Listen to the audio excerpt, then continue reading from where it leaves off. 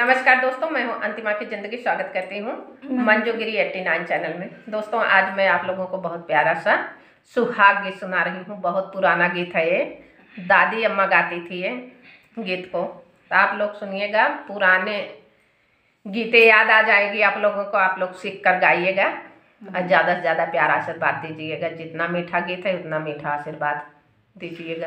अब लोग ज्यादा साउंड बजा के गाना सुनते हैं, सारी परंपराएं तो दब गई हैं। तो हम लोग सब बहनें मिलकर पुरानी परंपरा को उभारने की कोशिश कर रहे हैं। जैसे हर परंपरा चल रही है, जैसे सॉन्ग आ रहे हैं मतलब भोजपुरी और मतलब फिल्मी तर्ज पे, तो हम लोग अवधी गीत गा रहे हैं, अपने अवध के गीत, क्योंकि हम लोग अवध की बेटी हैं।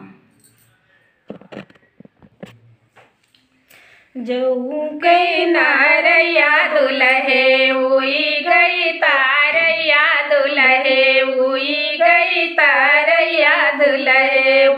अरे जाऊ गई नारैया दुल्हे उई गई तारैया दुल्हे उई गई तारैया दुल्हे।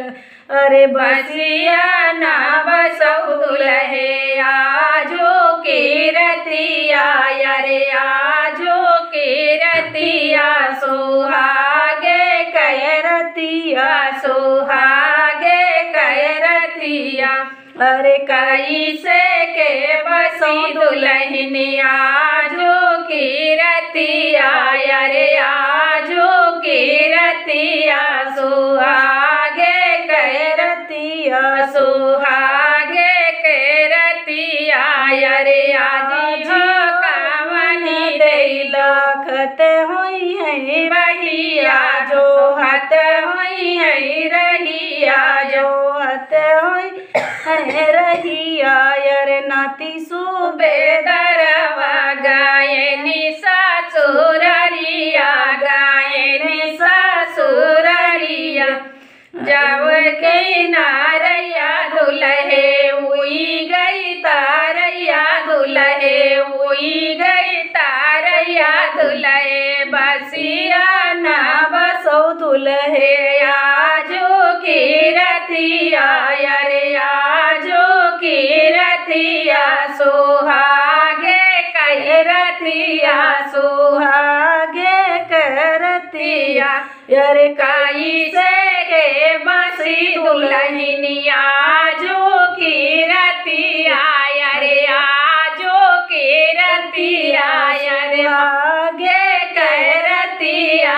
अरे मम्मी हो कावनी दे जो हत होई है बटिया लाखत होई है रहिया लाखत होई है रहिया।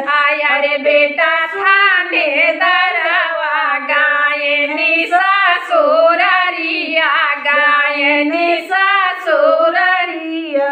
अरे जब कई नारैया दुल्हे उई गई तारैया दुल्हे उई गई तारैया दुल्हे। बसिया ना बसौ दुल्हे आजो की रतिया, अरे आजो की रतिया सुहागे कय रतिया सुहागे कय रतिया।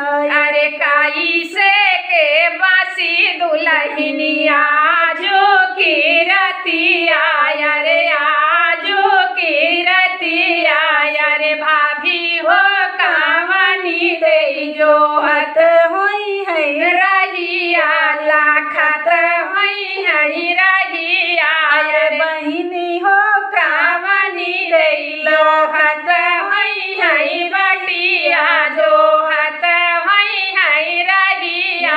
अरे भैया सूबेदारवा गायनी सासुररिया, अरे भैया हो सकरवा गायनी सासुररिया।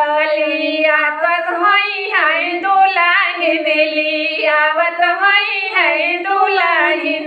धन्यवाद दोस्तों। गीत कैसे लगा कमेंट में बताना। भरपूर सपोर्ट करना, प्यार आशीर्वाद दुलार देना, ज़्यादा से ज़्यादा शेयर करना।